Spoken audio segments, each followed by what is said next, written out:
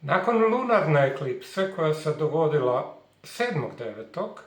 pred nama je i solarna eklipsa koja će se finalizirati 21.9.